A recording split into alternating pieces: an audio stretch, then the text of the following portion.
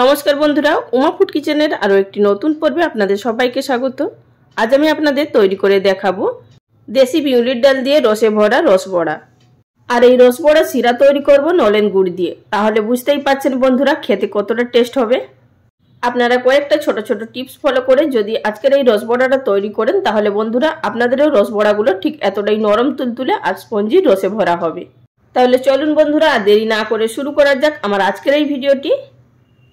রসবড়া তৈরি করার জন্য সবার প্রথমে আমাদের যেটা প্রয়োজন সেটি হচ্ছে বিউলির ডাল। আমি এখানে নিয়েছি 500 গ্রাম বিউলির ডাল খোসা সহ। এটিকে আমি 10 থেকে 12 ঘন্টা ভিজিয়ে রেখেছিলাম জলে।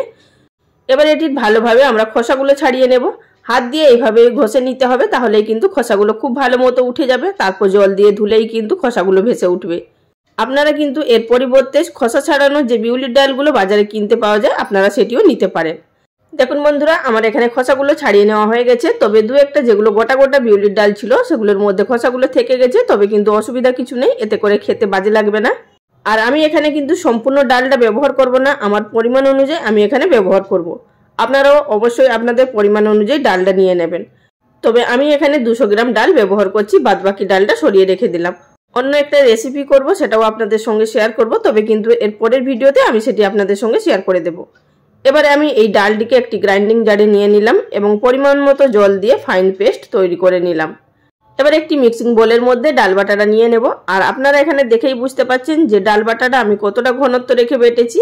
আপনারাও ঠিক এতটাই ঘনত্ব রেখে বাটবেন, তা না হলে কিন্তু ডাল বাটা যদি পাতলা হয়ে যায় তাহলে কিন্তু বড়া শেপ দেওয়া যাবে না, আর বড়াগুলো কিন্তু প্রচুর পরিমাণে তেলও টানবে।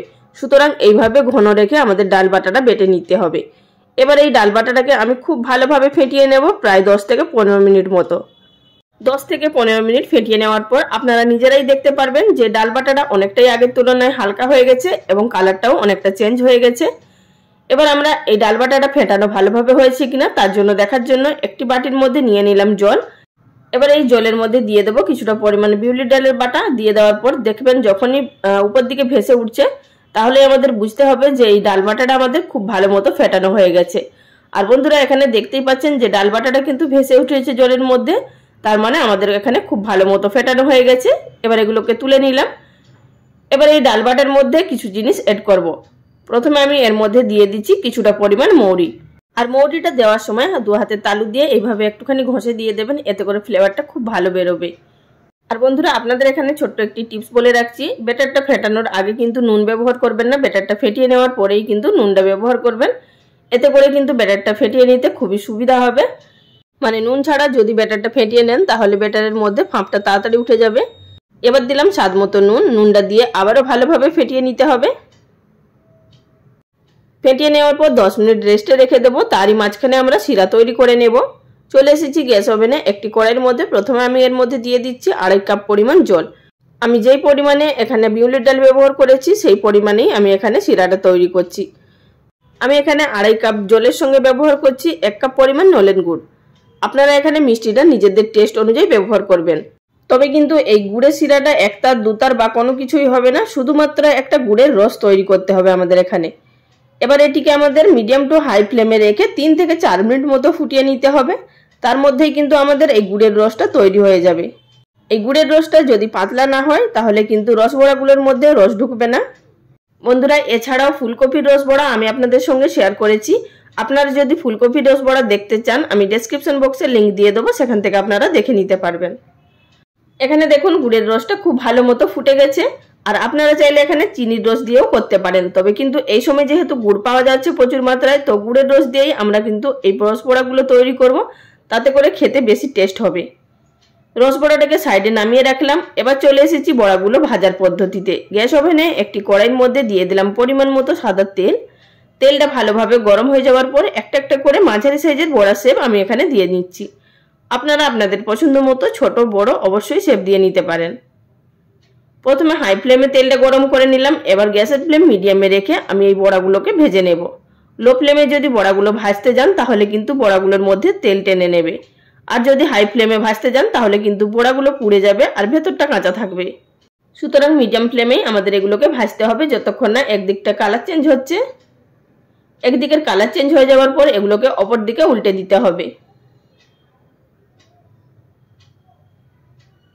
অপরদিকে উল্টে পাল্টে আমি খুব সুন্দর কালার করে ভেজে নেব। দেখতেই পাচ্ছেন বন্ধুরা এখানে খুব সুন্দর কালার হয়ে গেছে। এবার এগুলোকে তুলে নিচ্ছি। একই রকম পদ্ধতিতে বাদবাকি বড়াগুলো ভেজে নেব। বন্ধুরা ভিডিও চলাকালীন ছোট্ট একটি অনুরোধ, যদি আমার চ্যানেলে কেউ নতুন দর্শক বন্ধু হয়ে থাকেন আর ভিডিওটি দেখার পর যদি আপনাদের ভালো লাগে, চ্যানেলটি সাবস্ক্রাইব করে নেওয়ার অনুরোধ রইল। পাশে থাকা বেল বাটনটি অবশ্যই প্রেস করে রাখবেন, এতে করে আমার পরবর্তী ভিডিওর নোটিফিকেশন সবার আগে পেয়ে যাবেন। আর সেখান থেকে আপনারা নিত্য নতুন রেসিপি নিজেদের সময় মতো দেখে নিতে পারবেন। বড়াগুলো ভেজে নেওয়ার পর এবার চলে এসেছি আমরা যে গুড়ের শিরাটা তৈরি করে রেখেছিলাম সেই শিরাটা আবারও গ্যাস ওভেনে বসিয়ে দিয়েছি। এখন দিয়ে দেব যে বড়াগুলো ভেজে নিয়েছি। বড়াগুলো দিয়ে দেওয়ার পর একবার ফুটে আসা অবধি আমাদের অপেক্ষা করতে হবে। যখনই 1 ফুট চলে আসবে তারপর আমরা গ্যাসের ফ্লেম বন্ধ করে দিয়ে এটিকে ঢাকা দিয়ে রেখে দেবো প্রায় 1 ঘন্টা মতো। তার মধ্যেই কিন্তু খুব সুন্দরভাবে রস ঢুকে যাবে বড়ার মধ্যে। আমি এইভাবে 1 ঘন্টা মতো ঢাকা দিয়ে রেখে দিয়েছিলাম, তারপর ফিরে এসেছি। আর দেখতেই পাচ্ছেন আগের তুলনায় বড়াগুলো ফুলে কতটা বড় হয়ে গেছে। আর আপনাদের এখানে আমি দেখিয়ে দিচ্ছি যে বড়াগুলো ঠিক কতটা রস টেনেছে। দেখতেই পাচ্ছেন কতটা নরম হয়েছে। এবার আমি আপনাদের এই বড়াগুলো দু একটা কেটে দেখিয়ে দিচ্ছি এবং ভেতরটাও দেখিয়ে দেবো যে কতটা পারফেক্ট ভাবে তৈরি হয়েছে। দেখুন এখানে আমার বড়া কাটা দেখেই আপনারা বুঝতে পাচ্ছেন যে বড়াটা ঠিক কতটা নরম তুলতুলে হয়েছে এবং আপনাদের কাছ থেকে দেখিয়ে দিচ্ছি যে বড়াগুলো ঠিক কতটা স্পঞ্জি এবং রসালো হয়েছে। দেখুন বন্ধুরা এখানে কতটা জালি সৃষ্টি হয়েছে বড়াগুলোর ভেতরে, আর বড়াটা ঠিক কতটা রোস্ট এনেছে সেটাও আপনারা দেখেই বুঝতে পাচ্ছেন। তাহলে বন্ধুরা আর দেরি না করে ঝটপট করে বাড়িতে বানিয়ে ফেলুন শীত থাকতে থাকতে এবং শীতের গুড় থাকতে থাকতে। বাড়িতে বানিয়ে খান, খেয়ে আমাকে কমেন্ট করে জানাবেন আপনাদের কেমন লেগেছে। আর ভিডিওটি যদি আপনাদের ভালো লেগে থাকে অবশ্যই লাইক কমেন্ট করে জানাবেন। আজ এই পর্যন্ত, সবাই ভালো থাকবেন, ধন্যবাদ।